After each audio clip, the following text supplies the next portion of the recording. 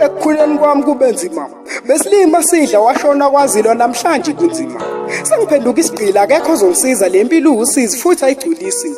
Ngivuka ngovivi ngihleli ngibhiza kukho ukudla ushizi. Ezakhona ziyalala zikhopha lokhu nalokhu ngithethe ngithi ngiyakhathala mamekazi wayivela ngifaka impama.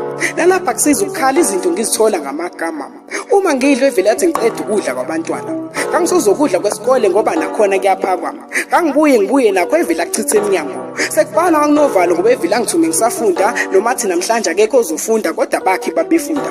Ngenhlanhla ngaphumelela abakhubazange baphumelela namhlanje kumnandi ngoba ngiyazisebenzela kodwa ekukhuleni kwami kube nzima uKrista poet Krista.